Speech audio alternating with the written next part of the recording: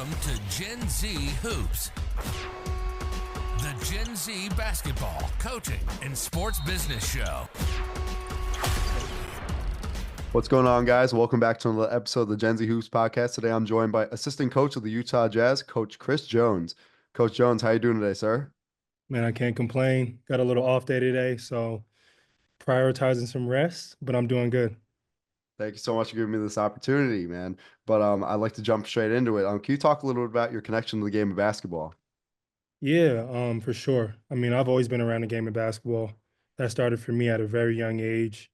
My brother, who's 4 years older than me, he was around the game, so he played, and I was old practices around his team, trying to hop in drills, trying to figure things out. But so I've been around the game of basketball from a really young age, and I grew up in Teaneck, New Jersey.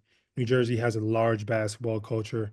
A lot of good players have come out of that state. So I've been um, a lover of the game since a young age. And then the Nets actually got really good when I was young.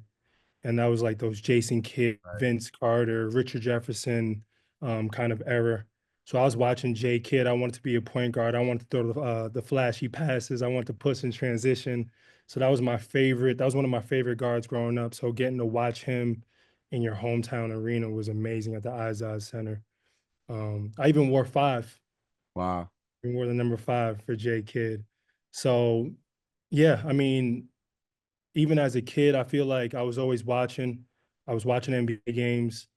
Um, I was going outside. I was practicing the moves that I saw. So I've been around the game for a long time, and the game has given so much to me, and I'm appreciative of the game. So as I talk to like more people who play basketball, since I still play it as well, a lot of my trainers, they talk a little about like the culture shift in the game, kind of like back in the day, like kids used to just go to the park, and Yeah. try moves that like they see, but nowadays like kids just have the luxury of like trainers and stuff like that. What was like kind of your opinion? What's like kind of your opinion on like the shift in generations with the game? Well, it's funny because I think like anything, there's always two sides to the coin. So there's positives and there's negatives to both. I think that we're seeing because of the personal training, even kids at a younger age understanding how to take care of their bodies, even the kind of growth on the mental health aspect Right. in the game, where you're seeing kids that are a lot more skilled at such a young age, um, being able to shoot at a high level at such a young age, understanding the game at such a young age. And that comes from, just a personal skill development, working with a trainer, and being able to get in the gym. On the flip side of that, I think that at times what we're losing is, and this is going to make me sound old, and I'm not that old, I promise. But what we're losing is kind of the fundamentals of the game, and then understanding how to play the game, and even like how to defer at certain times, right? Growing up, when we would go to the park and play, there's a lot of people out there, Right. right? And you're normally one of the you're normally one of the younger kids out there. You're playing with older guys, you're playing with grown men at times, and you have to learn how to fit in, and you have to learn how to do other things besides just score the ball, Yeah. how to affect the game in different ways. And even though that might not be said, it kind of naturally happens. So I think that's where a little bit of the shift is. It's not a bad thing. I think that we're seeing some of the most talented players that we've ever seen. But in terms of that kind of feel of the game that I'm sure you hear people speak about, I think sometimes we lose that a little bit. But it's our job as coaches to teach that, um, and to kind of push that forward. But I feel like that's where the split is right now. Right. So Yeah. you chose to go to the University of Pittsburgh from Yeah. 2012 to 2016. Can you talk a little bit about the recruiting process and why you ultimately chose to go to Pitt? Yeah, so I was a late bloomer. Um, I went to my local high school, Teaneck High School, which is a smaller school in terms of notoriety, but we've had some good players before me that have come out of there. And because of that, I feel like I wasn't in the spotlight as much. I played with the New Jersey players on the circuit, had a lot of really good guys on my team. Kyle Anderson is one of them. Shout out to Kyle. Wow. But yeah, so I was a little bit of a late bloomer.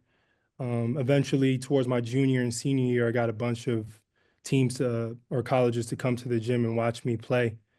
And it all happened for me really quick in terms of just the schools that were coming in. Um, but like I said before, growing up in New Jersey, um, watching the Big East, watching the ACC, seeing guys like Kemba Walker tear up the Big East, seeing guys like Dexter Strickland, who's from New Jersey, go to North Carolina and do his thing there. That was the level I wanted to play at.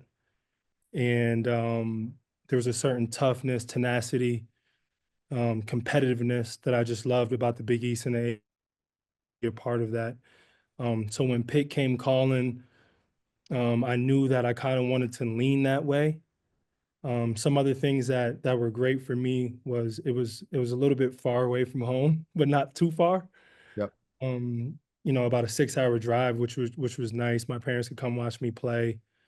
Um, my friends could come watch me play if I wanted to. And then I also built a really good relationship at the time with Brandon Knight, who Wow. was a New Jersey guy himself, who was probably a lead recruiter on that staff at the time. And we got really close. And they talked to me a lot about my plan and kind of my future with the team. And I was excited.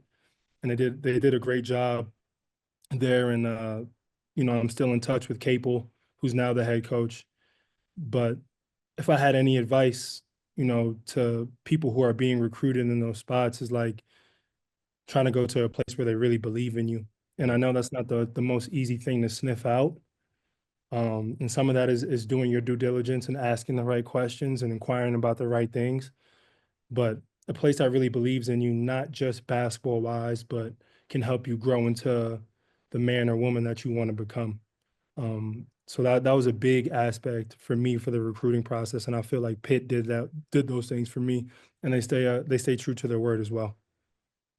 So we hear like stories about like recruiting visits, like John Wall, he went on like I think it was the OG's podcast with Mike Miller and Udonis Haslam. He was talking about, man, I was just going to schools just to, like go to schools. I had never been out of like Carolina before. Yeah, yeah, Did you yeah. ever have that experience with just like you like didn't want to go to a certain school, but you like I'll take the visit?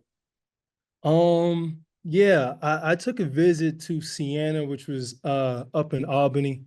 I think that's correct. We play them our Oh, first you game. you play them? Yeah, Yeah, we're okay. scrimmaging them our Okay. first game. Our first game we're scrimmaging. Yeah, and I took some other non-official visits, like I went to LaSalle. Right. Um, and I feel that same way. I feel like I was kind of just visiting to visit. Like I didn't really know what I was looking for or what I was doing. I was kind of just waiting to be wowed. Right. And that's not the way you really want to attack a visit.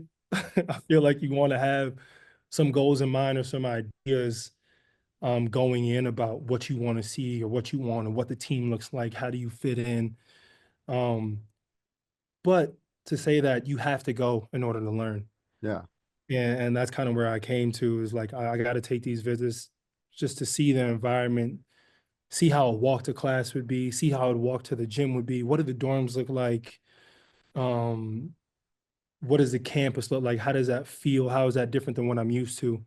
So you kind of get all of that in your visits and whether you know it or not, you're kind of taking mental notes of that.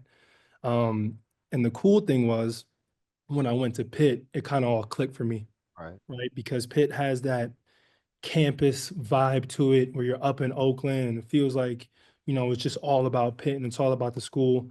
But then you have the city vibe to it. You take a bus and you go downtown and you have the city, you have the water, you got different sports teams.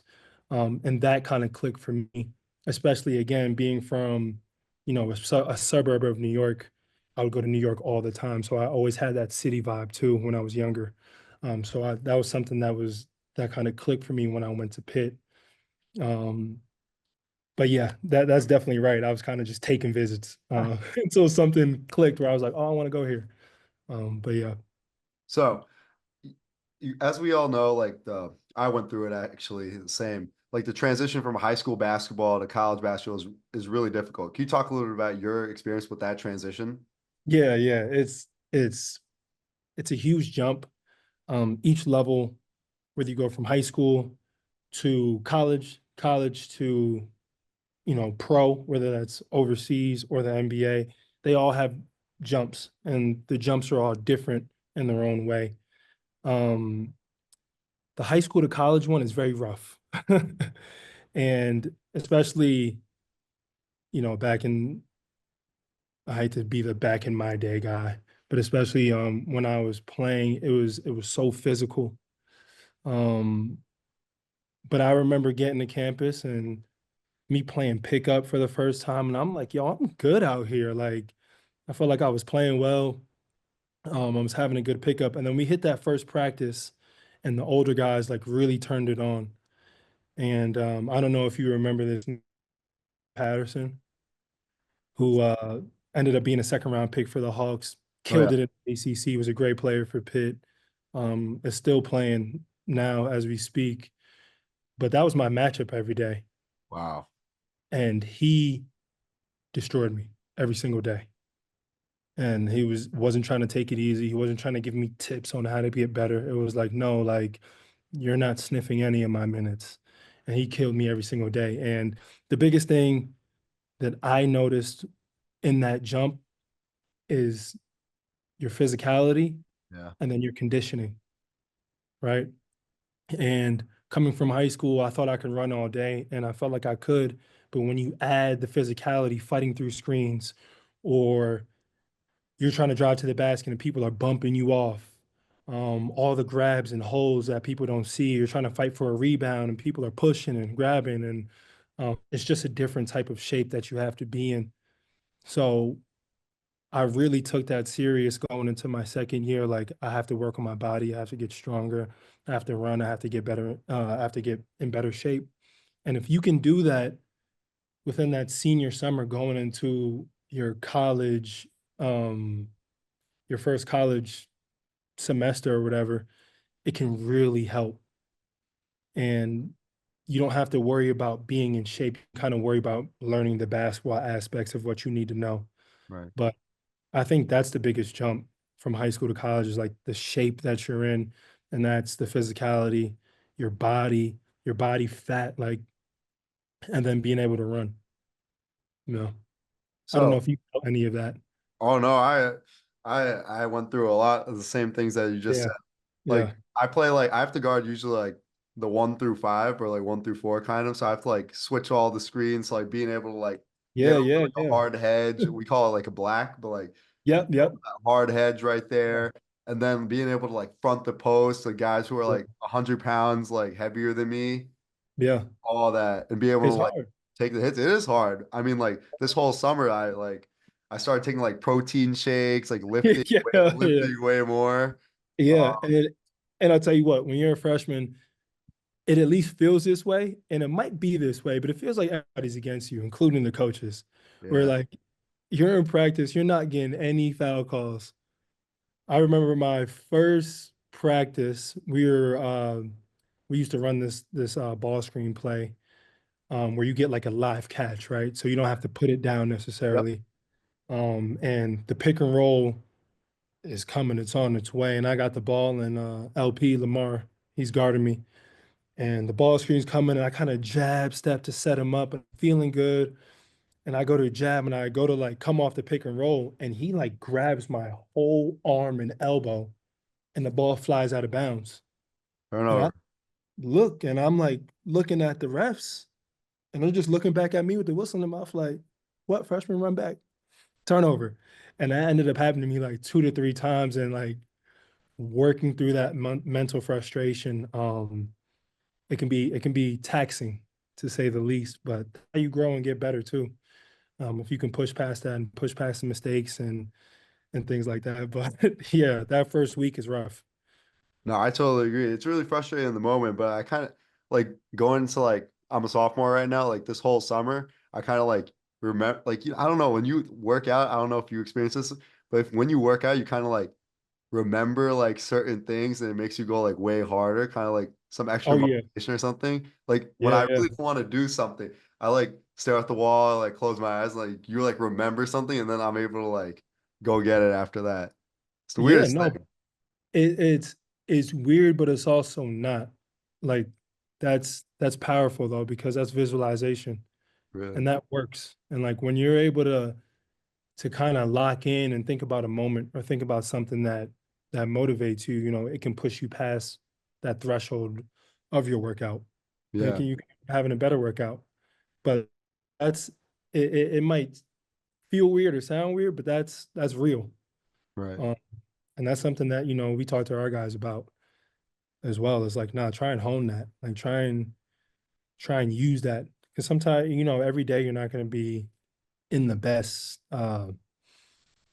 mental state, so to speak. So if you can pick something that you need to push forward, that's great. Yeah. Yeah. I really realized like this past year, honestly, like how much of like a mental game basketball really is Man. because like I redshirted my first year, so I didn't Yeah. get to like actually play and stuff like that. Yeah. And that was the coach's decision. So like the whole year, I'm thinking like, man, like is this like really for me? Stuff like that. You know what I mean? Yeah. Yeah. Yeah. And then like it's a good thing like you don't have to really like do it on your own. I realize like there's people to like around you. If you surround yourself with the right people, they bring you back into it, and then it's like then you go like figure out day by day to attack it. There's a lot of like ups and downs down the road and like that long kind of journey, but like when you get to like the end, like I finally got to the end. Now I got my jersey and all that stuff.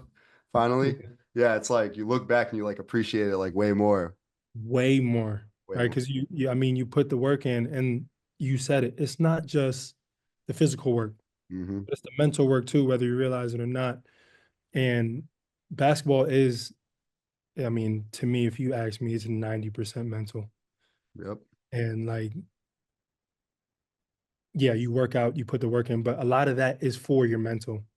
It's so that, yeah, I've missed 300 shots, you know, today in the gym, right? I made 500 or I made 200 and I missed 300, right? Yep. But I was able to work and push through that. And so now the next time I get a shot, I'm still confident and I know I can knock it down Of course. because I've missed more than I made. And that's the real thing about basketball. You're always going to miss more than you make, but it's how do you keep your confidence? How do you keep the belief in the next shot? And that's where the mental aspect kind of kicks in. And I think that's why guys like Steph Curry, LeBron are like so Yeah. amazing because like they have like kind of that short term like memory where they like Steph can miss like I remember one game against the Lakers like a couple years ago. He didn't Yeah. make a 3-point shot at all. And he comes back the next night against the Pelicans and sets like the NBA like 3-point record. Like things like that is what's insane. But if you like reflect on it even more, like NBA players go through hard times as well. Like Nick Anderson, when he missed those clutch free throws in the NBA Finals back in the 90s. That you see like Ben Simmons is a prime example. We haven't seen him like get back to where Right. he's at. And he's still a really talented guy. Right. It's just like that mental switch is like kind of like broken in his mind, I feel like. Yeah. And I think that sometimes because these guys are so elite as basketball players that we forget that they have a human aspect to Yeah. them and that they struggle, and a lot of them are damn near perfectionists, right? So they struggle when things um don't go necessarily right.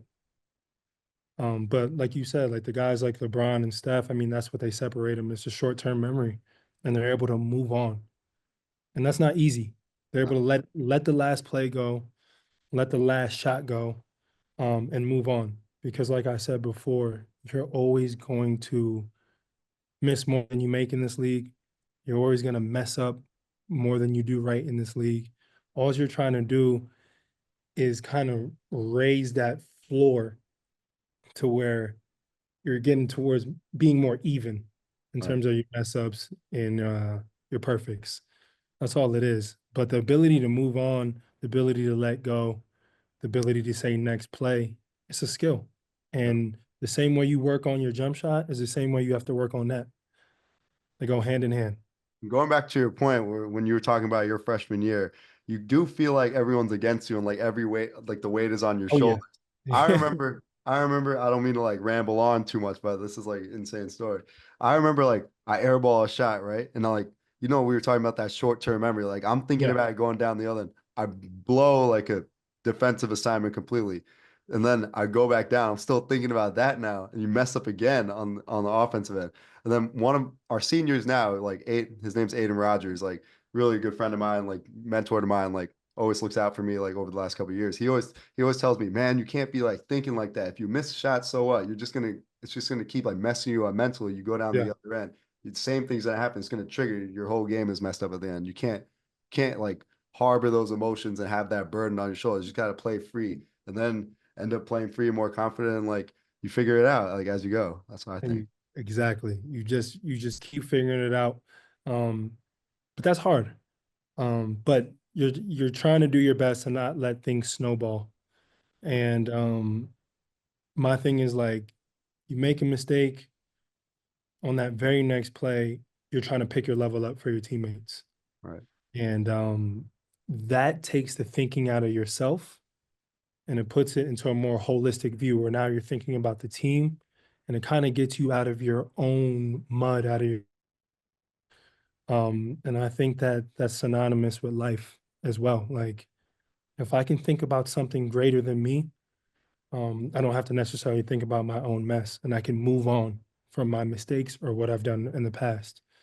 Um, but yeah, that's getting a little preachy, but Oh no, it's fine. I'm yeah, all yeah, for it. I love like the spirituality and the yeah, mentality things like that. no, But post college career, you became Pitt's team video coordinator and graduate assistant. yep. What was this experience like, and when did you like ultimately decide to pursue a career in coaching? Man, so that was actually a really weird time for me. Because as soon as I was done, I'm like, okay, what's next? And there's that feeling after you're done playing or after when you're done playing your college career, when you're a senior, just like it's that uncertainty feeling. So you don't really know what's going on. Right, So immediately I started thinking in my head and I was kind of going through the pros and cons and went through the process kind of by myself. I really had to sit down and think about what I wanted the next 5 years of my life to look like.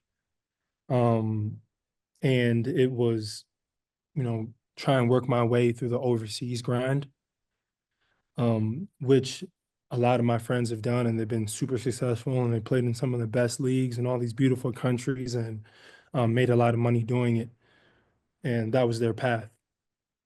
For me, from a young age, I've always viewed myself as kind of a cerebral player, and I knew I kind of wanted to get into coaching. right, Um, Now, I didn't necessarily know the timeline. It was just like whenever I was done, I wanted to get into coaching. Talking with some other coaches around the league, talking with some guys who were overseas, kind of comparing the two different paths. What I didn't necessarily want for me was to go that whole overseas route, be 30, 35, 40, maybe have a wife, kids, and then come back and have to start in a video coordinator position or some type of role like that. right. Um, I kind of wanted to just do the legwork while I was young, while I was mobile, um, even while I was single and can afford to take the lumps or, a stipend, not enough pay, right? Right. So weighing those pros and cons, I was like, you know what? This kind of makes sense for me to just hop into the game right now. And that's how that decision was made. And it ate at me for like the first year, Mhm. just because you can still hoop. Yeah. So every time, you're on the court with the guys, or, they might ask you to play pickup or something like that, and you're out there and you're hooping and, Yeah. you're competing and you're kind of back into that mindset. You're like, damn, like I miss it. Hmm. But those first 2 years were so valuable for me as a video coordinator and grad assistant, and they're also very humbling. When you are a player, a lot of things are catered to you. Yeah. And now when you flip into that coaching mode, you're always thinking about someone else, how to make someone else better, how to raise the level of a player, whether that's on the court or off the court. And so my mindset really flipped. And I kind of went into it thinking, I don't know anything about basketball. How can I just be a complete learner? Right. And being on a staff with tremendous coaches, Kevin Stallings and his staff at the time, I had to sit in the meetings, take notes, and just learn. And what I realized was, wow, when I was a player, there was a lot I didn't know. Yep. Now that's designed for a reason. It's designed to take a lot of the thinking out of the game because you can't overthink everything as a player. You can't be, that's what the coaches are for, right? Yep. So Exactly. we overthink things. So the players necessarily don't have to. We want to put you in positions to be yourself and play with instinct. Um, but I never realized how much went into the game, how much went into scouting, how Yeah. much went into just even coming up with a practice plan, or even just the flow or the environment of the gym. And that was really cool for me to see in my first 2 years. And then it just kind of kept going on from there. So in 2019, you became a video assistant for the Utah Jazz. What was your Yeah. mentality at this point in your career, and how did this opportunity come about? Yeah, so Matt Woodley, I have to give him a lot of credit. He's an assistant coach at Wake Forest. Um, he was with me at Pitt at the time. This was like 2018. This was actually 17. But he always talked to me about the NBA. And he was like, bro, like you need to get into the NBA. Um, just some of the best coaches, obviously the best players, best player development. He was telling me all these things. So it really started to spark and intrigue my mind. I actually did my second year as a grad assistant at TCU with Jamie Dixon. And after I kind of completed that, I really started thinking about getting into the NBA. Coach Woodley's words kind of never left my brain. Um, I got an opportunity to come out to Utah Right. and experience. It was like an interview slash I got to like be on the court with the guys, and my mind was blown. And this was Utah when it was Donovan Mitchell, it was Rudy Gobert, it was Joe Ingles. It was the same year Mike Conley ended up coming here as well. That was And 2021, right? that was, oh, so yeah, I'm sorry, this was before Mike. Right. Yeah, this was before Mike. I'm getting my No, you're good, man. it's all messed up. I've been here for a long time. But but yeah, my mentality again was like, okay, I need to strip everything I know because the game is so much different. Mhm. Um, the players are so much better Yep. that I came in here like I just need to learn. And I got to learn from, in my opinion, one of the best coaches in the NBA in Quinn Snyder. Yep. And I'll never forget my first meeting, just sitting in there and listening to him speak. And I'm like, I thought this was like a whole new language. Like I started questioning my basketball knowledge. Like, yo, do I even know the game? Like he's firing off all these different terminologies and drawing on the board, and it's all like these black circles because he's going over what he previously drew, and I'm like my mind is exploding. And I took it as an opportunity. Like I'm here to learn. I'm going to take my time. I'm going to be patient with myself. Um, but I know that this is where I'm supposed to be, and it felt that way. So it was an awesome opportunity, and I'm thankful that they took a chance. I also got to Utah in the weirdest way. It's one of the coolest things I think about the NBA is so many smart people work in this league, but everyone got here in a different way. Right. And mine was the most random. I just applied online. I thought I had no chance of getting to Utah.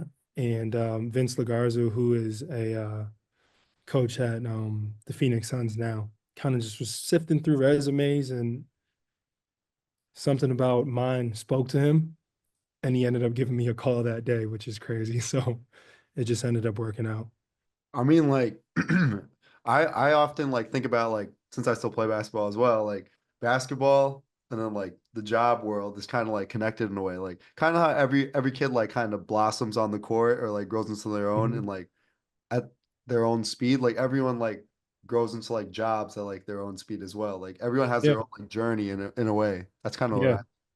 No, no, I completely agree. And I think what happens, especially in basketball, right, which is a very competitive competitive sport. Right. So a lot of the times in basketball, you're comparing yourself to your peers, right? Yeah. You're comparing yourself to your teammate. Am I better than him? You're comparing yourself to people in your league. Am I better than him? Um, and then in the workplace, it tends to be the same thing. Yeah. And I think sometimes we can get caught up and we can get lost in that.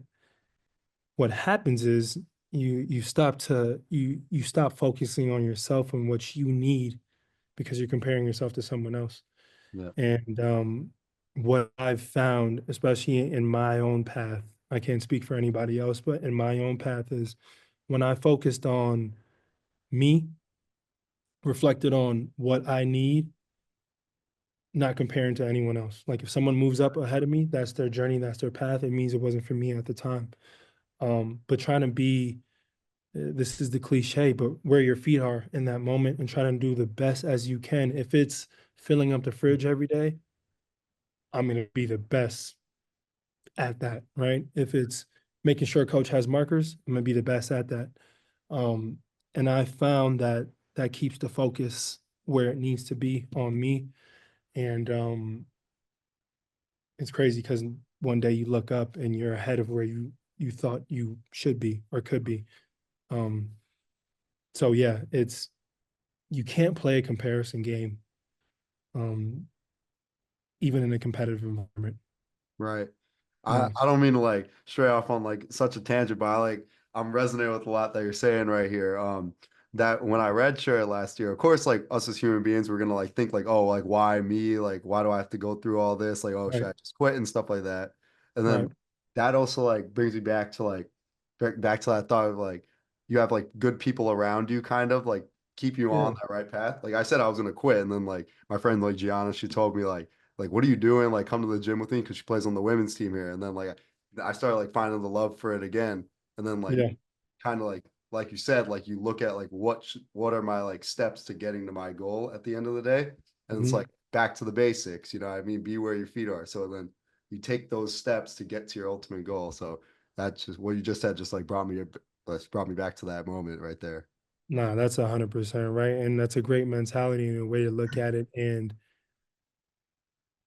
it's crazy because like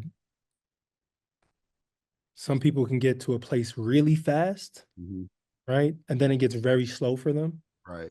Some people have to go backwards to go forward, and that beginning part is very slow for them. But then the back end, because you had to go through what you did in the beginning, the back end is a lot faster, right? Yeah. So you never really know how things are going to play out. Um, but that's why you got to focus. That's why you got to focus on Yeah. you. Kind Yeah. of like embrace the uncertainty in a way, don't you think? Sorry, say it again. I said kind of like embrace like the uncertainty in a way. Yeah, you have to. And yeah, and I think a thing that helps with that is never losing sight of the goal and what you want. It doesn't matter how long it takes to get there, as long as you do. Yep. So in 2021, you became player development coach for the Jazz. Can you talk a little bit about your training philosophy when working with these players? Yeah, for sure. Number one, I think it's assessment. And I think that there is no kind of overview for what a player needs, right? So I'm not going to give something to Keyonte George. I'm not going to give him the same thing as what Walker Kessler may need, right? So the first thing for me is always assess. Every guy needs something different. Every guy is a different person. I think the second part is in the player development sphere is finding a balance of teaching Right, and then letting them fail. right, Um, and then being able to pick them up when they do fail. Um, while simultaneously instilling belief. So that's a big philosophy for me is kind of showing them guidelines and then letting them fail a little bit, but then immediately instilling belief and confidence. You're good. Like you can do this. You're failing for a reason. If you tweak this, this will help you. right. Um, now in terms of more on court, I think we spoke about it earlier. I think the first thing we try to assess is like exactly what they need. Um, and a lot of the times that's on the conditioning and physicality end. And that's the first thing we look at as NBA coaches when guys come in is like, how can we change your body? It's a grueling season. It's 82 games. It's physical. It's taxing. It's a lot. So the first thing we look at is how can we have these guys be in the best shape possible? A lot of that jump happens in year 2 in the summer. But it's something that we're constantly trying to hit. Right. Yeah. So that you must have been doing something right there because that year you guys were the number 1 seed in the West, I believe. Correct? Yeah. Yeah. That year was whew, that was a really fun year. I mean, you talk about 18 game, 19 game win streaks. Um, and those guys were a little bit different than what they needed in terms of player development. It was really just fine tuning for them. Right. Like when you look at a guy like Donovan Mitchell, right? It was just a bunch of fine tuning for him. Like how can he get fouled more? Um, how can he shoot, more threes? Because his off the dribble three was skyrocketing at a high rate. Yep. So that was like just a little bit of fine tuning. Those guys they have built something for so long, even before I got there. It was like 8 years in the process. Um, so that's all that was at that point. No. Yep. So in 2022, you were a video coordinator for Team USA basketball. Can you talk a little Yeah. bit about this experience, like taking your talents to like basically the Olympic team? Yeah, that was really fun. So we ended up going to play in their Mary Cup, that was out in Brazil. And so as like the NBA, this was the summer, but as the NBA, people don't know this, as the NBA season is going on, or even in the summer, there's a bunch of these qualifying tournaments for the World Cup Right. and then for the Olympics that the USA has to play in. Obviously, like guys like LeBron, Kevin Durant, Steph Curry, they're not going to play in those games. So you have to put together teams of it might be G League guys, it might be different NBA guys to go and compete in these kind of one-off tournaments. Yeah. And the Mary Cup in Brazil are one of those experiences. Alex Jensen, who's an assistant coach with the Utah Jazz at the time, got the head job for that Mary Cup. And he asked me to be his video coordinator. It was a no-brainer for me. Yeah. Um, any time you get a chance to represent your country um, in a competitive atmosphere is amazing. Right. So we got to go down to Brazil and we ended up winning the bronze. But I think the coolest thing for me was the business side of it is kind of removed. And now you're literally just playing for your country and seeing the passion that teams play with Argentina, Brazil, Puerto Rico, seeing the passion that those guys play with, who have been together for long periods of time, is really cool to see. And just the love of the game kind of comes back because that's all it is, right? You're not getting paid to do those things. So it was just a great experience. It was great to be around the guys that I was around. Jody Meeks, Jeremy Pargo, some of those guys. So even just to learn from them, guys who have tons of experience playing, not only just in the NBA, but all over the world. It was just a great growth moment for me. Of course.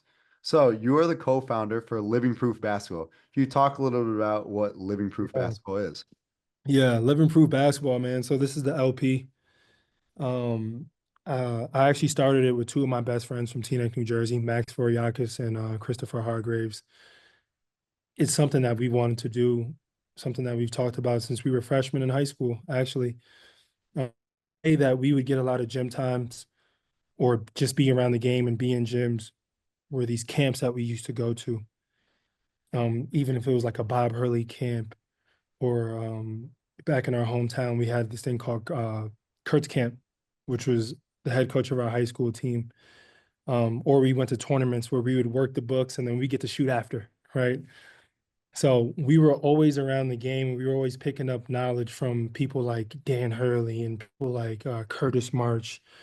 Um, that we were like, yo, we want to be able to do something for the next generation of athletes that are coming behind us, not just on a basketball front, but on a development front, and Right. kind of give them the knowledge and the game that we picked up along the way. And so that's how Live Improve Basketball was started. And we do camps, we do tournaments in New Jersey.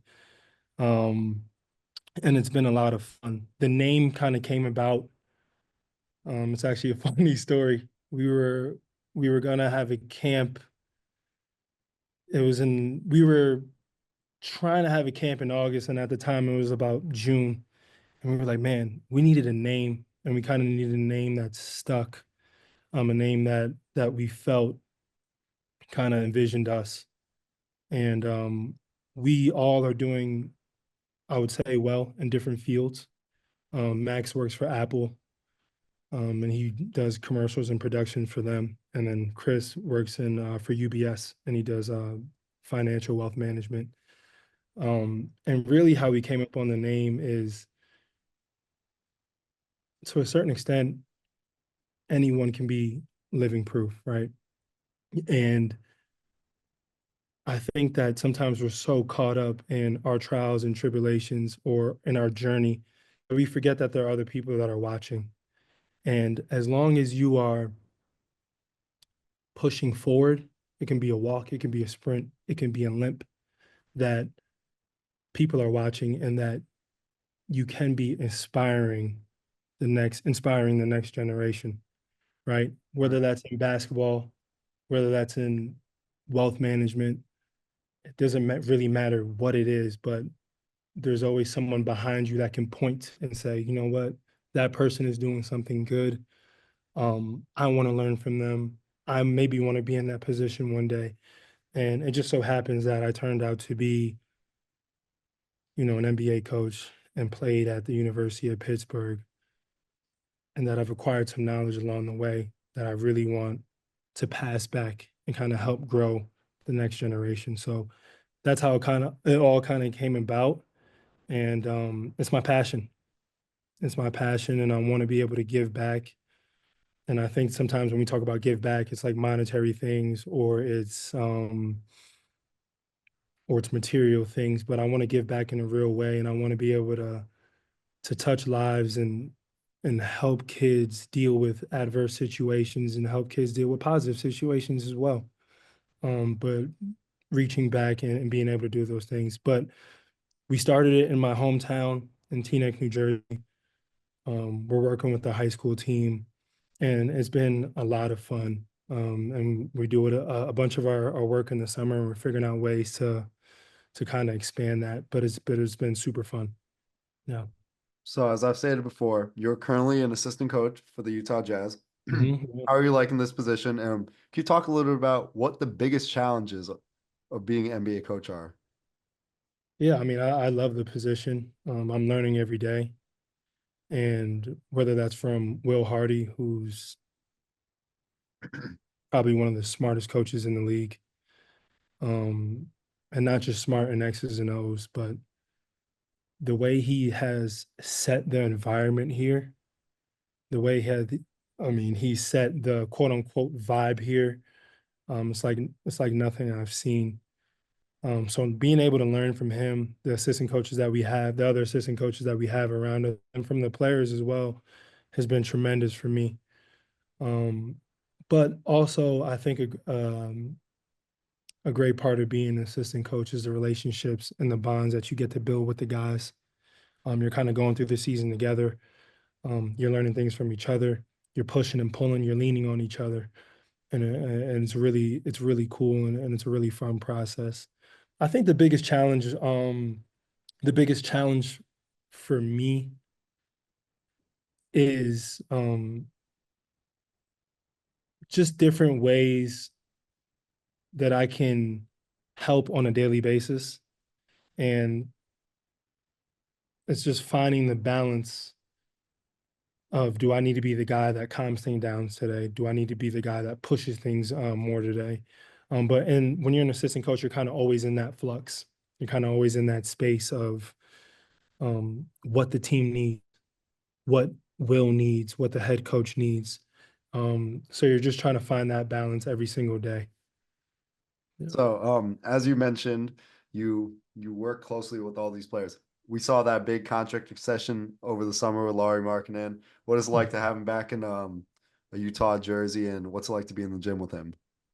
Number one, I'm so proud of Lauri.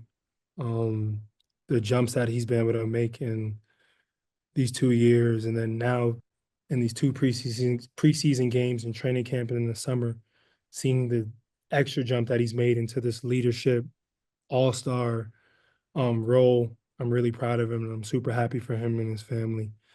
Um, but Lauri is a pro's pro, and he brings it every single day. He's one of the first here and one of the last to leave, and he really leads by example in the way that he works. And I actually got to go out to Keyonte, Georgia, and I got to go out to Finland and spend some time with Lauri out there. And again, just to see the way that he works and he carries himself, he's a professional, and professionals do it every single day, regardless of how they're feeling. And Lauri embodies that. So it's a blessing to be able to be around him every day and kind of pick up leadership skills and things from him. All right, of course. So you mentioned Keyonte George as well. What do you think Mhm. about his development going forward as a point guard in today's league?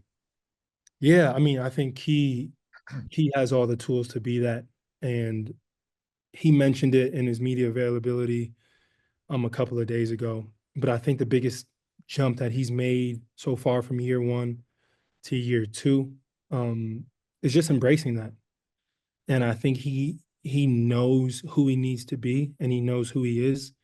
And he's finally like, you know what? I know I need to be the point guard. I know I need to get guys in certain spots. I know my communication with Will needs to be at a high level, and he's embraced it.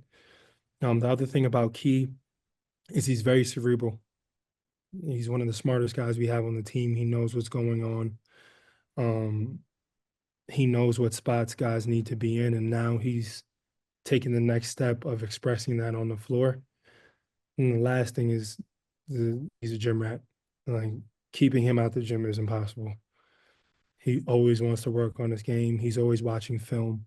Um, he's always watching highlights. He's stealing things from other guys.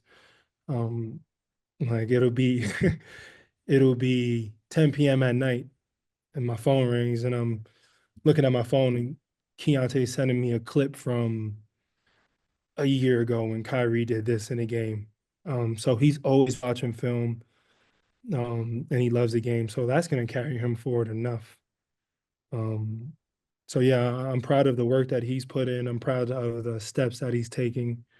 And again, it's not going to be perfect. He's going to have his ups and downs as things just are.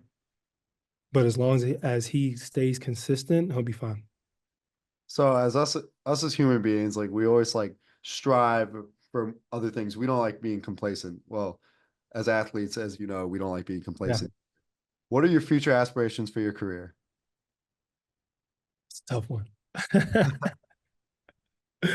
Yeah, I mean, I again, I try not to think too far in the future. One, because you just never know. Yep. Like, for me, I wanted to be assistant coach. It was a goal for me. So I want to be assistant coach when I'm like 35, 40. And just so happened that I got there at a younger age. So I never like to really put limitations or aspirations on myself too heavy. Kind of goes back to what we were speaking about of just being where your feet are. Um, but my goal is just to continue, and this is a cliche answer, I know, but it's really just to continue to get better, and it's to continue to serve in the role that I'm in. Um, and that's a big thing for me is service.